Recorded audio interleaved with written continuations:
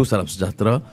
Tadi dalam soalan tambahan, saya bangkitkan soal monopoli import beras oleh Bernas disambung setelah prestasi mereka puluhan tahun menyelenggarakan. Ini bertentangan dengan prinsip food security dan jihad makanan Perdana Menteri ini. Sebab kita benarkan monopoli satu syarikat yang untungnya terlalu besar. Ya, sepatutnya keperluan import itu diagihkan. Saya tak ada masalah Bernas tolong menguruskan, tetapi diagihkan kepada peserta-peserta peladang atau yang boleh memberikan manfaat langsung kepada pesawah padi. Dan saya masih ingat ini juga dasar yang kita lakukan semasa saya di Kementerian Kewangan, iaitu memastikan import itu dilaksanakan oleh syarikat yang boleh memberikan pulangan langsung kepada persatuan peladang atau pesawah. Dan pesawah padi ini seperti kita tahu 150,000 orang ini di antara kategori yang paling miskin. Tetapi kalau kita lihat umpamanya dari SSM, ya, keuntungan mereka tercatat itu besar. Ya. Dan kalau lihat umpamanya, ya, yang terkumpul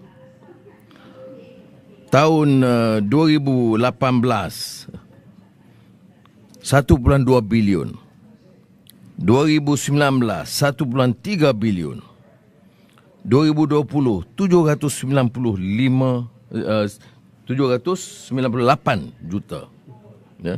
Dan kemudian daripada situ tentunya diberikan net dividen 670 juta kepada pemegang-pemegang saham. Ya.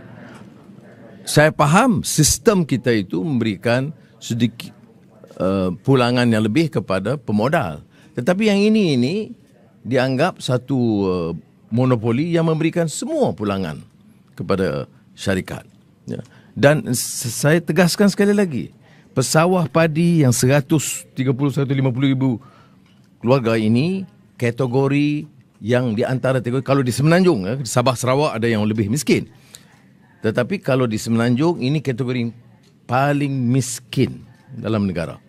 Dan kita ada syarikat yang mengendali soal import di antara yang paling kaya. Dan saya bantah keras pendirian kerajaan, Perdana Menteri dan Kabinet yang meluluskan monopoli ini, menyambung monopoli ini 10 tahun lagi. Ya, saya sebab itu seperti mana saya tegaskan kepada Perdana Menteri hari Isnin, ini kerajaan dia tak berani langsung berunding meminta sedikit penyesuaian dengan syarikat-syarikat besar. Saya bagi contoh umpamanya kelapa sawit, ya. Kita tekankan syarikat-syarikat ada keuntungan ratus juta. Macam kes ni. Dia tak kira lah ini syarikat Bumiputera. Ya. Syarikat kelapa sawit ada yang Bumiputera, ada yang Cina. Tapi isunya bukan isu kaum. Isunya isu keadilan. Kalau keuntungan, jangan kita sekat syarikat-syarikat dari boleh keuntungan. Jadi kalau syarikat itu catat keuntungan ratus juta setahun. Kalau pekebun-pekebun kecil yang di Padang Serai dan lain yang untungnya puluhan ribu atau ratusan ribu, jangan ganggu. Saya setuju.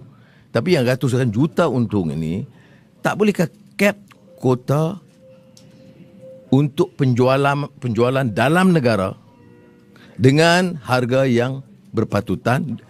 Dia mencatat keuntungan tapi tidak besar ikut harga pasaran antarabangsa.